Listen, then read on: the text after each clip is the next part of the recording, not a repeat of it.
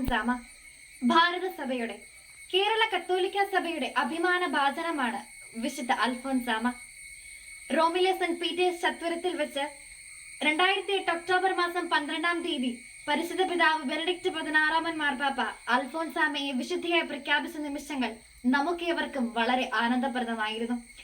ഒരു മെഴുകുതിരി പോലെ ചുറ്റുമുള്ളവർക്ക് പ്രകാശം പരത്തിക്കൊണ്ട് സഹന സ്നേഹാഗ്നിയിൽ എരിഞ്ഞു തീർന്ന ഒരു ജീവിതമായിരുന്നു വിശുദ്ധ അൽഫോൻസാമയുടേത്. കഠിന രോഗവും വേദനയും ഈശോയുടെ കുരിശിനോട് ചേർത്ത് സഹിച്ചുകൊണ്ട് അൽഫോൻസാമ വിശുദ്ധിയിൽ വളർന്നു. ലോകദൃഷ്ടിയിൽ വൻ കാര്യങ്ങളൊന്നും ചെയ്തിട്ടില്ലെങ്കിലും മനുഷ്യന്റെ മനസ്സ് കാണുന്ന ദൈവം അവളുടെ വിശ്വസ്തതയുടെയും സമർപ്പണത്തിന്റെയും ആഴം മനസ്സിലാക്കി അവളെ മഹത്വീകരിച്ചു. രോഗങ്ങളും വ്യാധികളും എല്ലാം തന്റെ ജീവിതത്തെ അലട്ടിയിരുന്നപ്പോഴും പ്രാർത്ഥന, പ്രായശ്ചിത്തം, പരിത്യാഗ പ്രവൃത്തികൾ തുടങ്ങിയവയ്ക്ക് അൽഫോൻസാമ മുടക്കം വരുത്തിയില്ല. സഹനാഗ്നിയിൽ സ്ഫുടം ചെയ്തെടുക്കപ്പെട്ട ഒരു ജീവിതമായിരുന്നു വിശുദ്ധ അൽഫോൻസാമയുടേത്.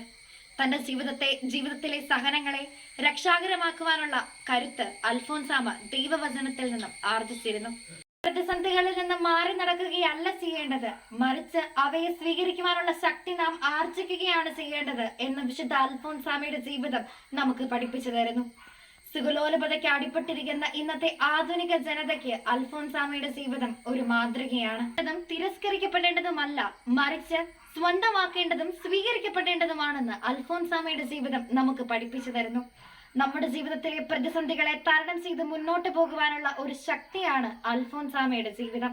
മാതൃകകൾ നൽകിക്കൊണ്ട് ശ്രേഷ്ഠ ജീവിതം നയിച്ച് കടന്നുപോയവരെയാണ് വിശുദ്ധർ എന്ന് പേര് ചൊല്ലി വിളിക്കുന്നത്. സ്വന്തം ജീവിതം കൊണ്ട് സുവിശേഷത്തിന് ഭാഷ്യം രചിച്ച അൽഫോൻസാമയുടെ ജീവിതം നമുക്കേവർക്കും ഒരു മാതൃകയാവട്ടെ. എല്ലാവരോടും എനിക്ക് സ്നേഹമാണ്, ആരെയും എനിക്ക് വെറുക്കുവാൻ സാധിക്കുകയില്ല.